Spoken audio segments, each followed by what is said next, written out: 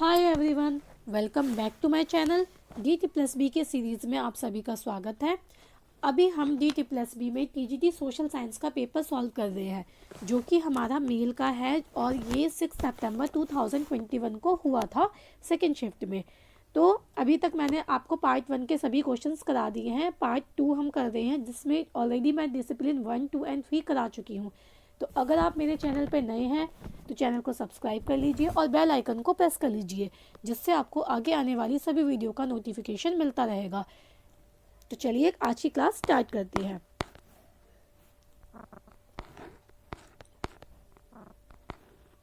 सबसे पहला क्वेश्चन है, भारत को ऐतिहासिक भूकंपीयता और मजबूत मैदानी गति के आधार पर क्षति जोखिम जोनों में विभाजित किया गया है।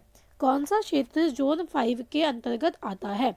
तो इसका आंसर हो जाएगा ऑप्शन नंबर 4, यानी गुजरात में कच्छ, जम्मू और कश्मीर के भाग, उत्तर पूर्वी राज्य। ये तीनों ही ऑप्शन हमारे करेक्ट है और ये आपका क्लास 11th की ज्योग्राफी से दिया गया है, चैप्टर नंबर 7 से। चलिए नेक्स्ट क्वेश्चन देखेंगे। गरीबी को मापने के लिए उपयोग की जाने वाली एक सामान्य विधि डैश पर आधारित है। तो ये आधारित है आय स्तर और खपत स्तर, यानी ऑप्शन नंबर 3 दोनों ही करेक्ट है। और ये आपका दिया गया है 11th की इकोनॉमिक्स में से। अब देखिए, अभी तक हम जो कर रहे थे उसमें हिस्ट्री के और ज्योग्राफी के क्वेश्चंस थे, बट यहाँ से हमारा इकोनॉमिक के क्वेश्चन स्टार्ट है। ये 11th की इकोनॉमिक्स से दिया गया है, चैप्टर नंबर 4 से। चलिए नेक्स्ट क्वेश्चन देखेंगे। कौन सा आर्थिक विकास का एक मापक नहीं है? तो ये है भौगोलिक परिस्थितियां। ये आर्थिक विकास का एक मापक नहीं है। बाकी तीनों ऑप्शन हमारे होंगे, ठीक है। और ये आपका अगेन दिया गया है 11th की इकोनॉमिक्स से, चैप्टर नंबर 3 से। नेक्स्ट क्वेश्चन देखेंगे। आर्थिक विकास को प्रभावित करने वाला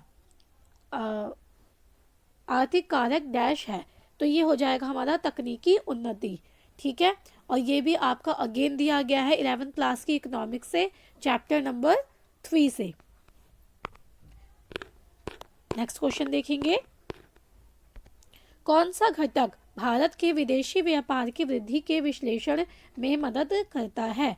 तो ये करता है व्यापार की मात्रा, व्यापार की दिशा और व्यापार की संरचना, यानी ऑप्शन नंबर 4 तीनों ही हमारे करेक्ट है।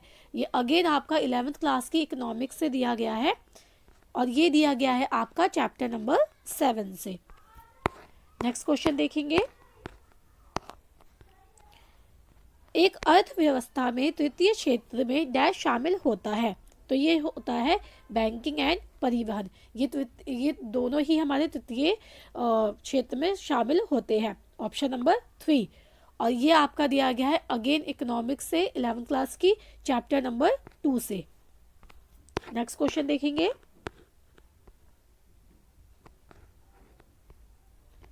नेक्स्ट क्वेश्चन है हमारा, बैंकों को अपनी मांग और सावधि देयताओं की एक निश्चित प्रतिशत के रूप में भारतीय रिजर्व बैंक के पास जो नकदी रखनी होती है उसे डैश कहा जाता है, ठीक है। तो इसे कहा जाता है नकदी आरक्षित निधि अनुपात, ठीक है, ऑप्शन नंबर 3। एंड ये हमारा दिया गया है अगेन 11th की इकोनॉमिक्स से, चैप्टर नंबर 6 से। देखिए, ये सारे क्वेश्चन अभी तक हमने किए, ये सारे 11th क्लास की इकोनॉमिक्स से दिए गए हैं, यानी 11th क्लास की इकोनॉमिक्स एंड 11th की ज्योग्राफी बहुत ज़्यादा ही इंपॉर्टेंट है TGT के लिए। नेक्स्ट क्वेश्चन देखेंगे। भारत सरकार ने डैश में नकद प्रबंधन बिल CMB पेश किया। कब किया? ये 2010 में किया। और ये आपका दिया गया है क्लास 11th की इकोनॉमिक्स, चैप्टर नंबर 6 से। नेक्स्ट क्वेश्चन देखेंगे। ऋण नियंत्रण की किस तकनीक में सरकारी प्रतिभूतियों की खरीद और बिक्री शामिल होती है? तो ये होती है खुला बाजार परिचालन, ठीक है, ऑप्शन नंबर 4। और ये हमारा दिया गया है अगेन क्लास 11th की इकोनॉमिक्स से, चैप्टर नंबर अगेन 6 से दिया गया है, ठीक है। नेक्स्ट क्वेश्चन देखेंगे। कौन सा कथन भारतीय रिजर्व बैंक के कार्यों के संदर्भ में सही नहीं है? ये निवेशकों के लिए विनियमन दिशा निर्देश तैयार करता है। तो ये दिया गया है हमारा चैप्टर नंबर, अगेन ये 6 से ही दिया गया है, इकोनॉमिक्स से, क्लास 11 से। ठीक है, ऑप्शन नंबर 1। नेक्स्ट क्वेश्चन देखेंगे। नेक्स्ट क्वेश्चन है, भारत के संविधान में शक्ति विभाजन के अनुसार कानून की अवशिष्ट शक्तियां किसमें निहित है? तो ये निहित है हमारे संघ में।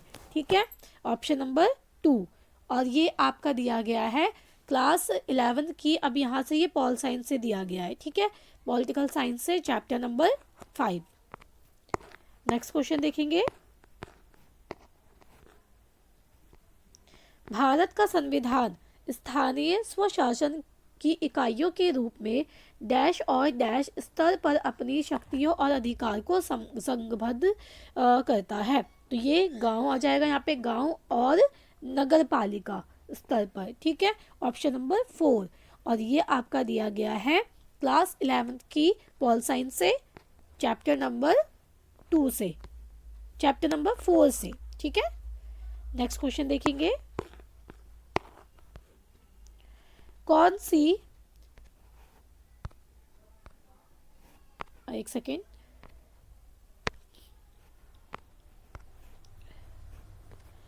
कौन सी भारतीय संघवाद की विशेषता नहीं है? तो सभी निर्णयों के लेने पर व्यक्तिगत नियंत्रण, ये भारतीय संघवाद की विशेषता नहीं है। ठीक है, तो ये हो जाएगा हमारा ऑप्शन नंबर 3। और ये दिया गया है आपका 11th क्लास के, अगेन पॉल साइंस से, और ये चैप्टर नंबर 2 से दिया गया है। नेक्स्ट क्वेश्चन देखेंगे।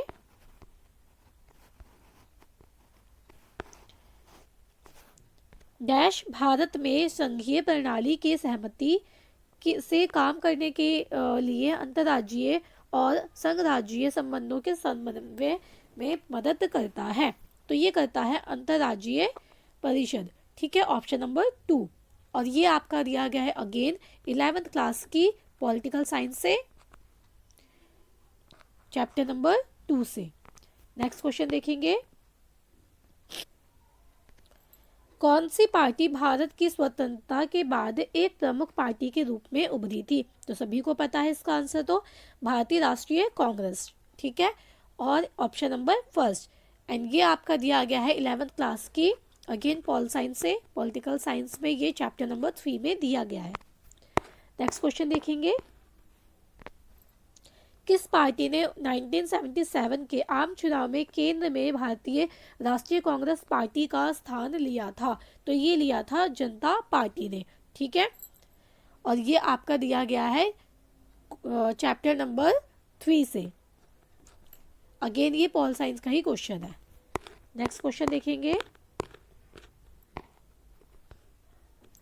भारत में डैश के चुनाव फर्स्ट पास्ट द पोस्ट चुनावी प्रणाली का उपयोग करके कराए जाते हैं? तो ये कराए जाते हैं लोकसभा। ठीक है, लोकसभा के जो चुनाव होते हैं। और ये आपका अगेन पॉल साइंस से दिया गया 11th क्लास की, चैप्टर नंबर 3 से।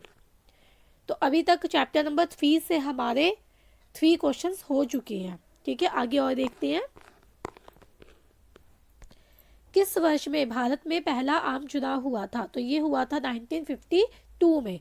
ठीक है, और ये भी आपका 11th क्लास की पॉल साइंस से दिया गया है, चैप्टर नंबर 3 से। नेक्स्ट क्वेश्चन देखेंगे।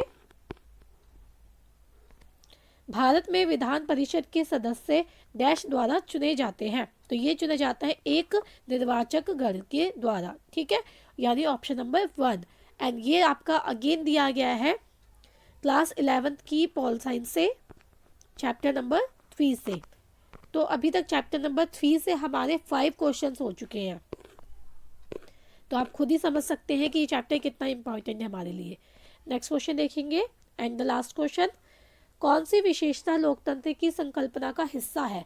तो ये है समानता और स्वायत्तता। ठीक है, यानी option number 3।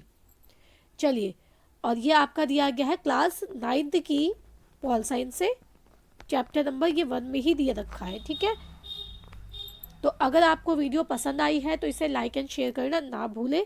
Thanks for the watching.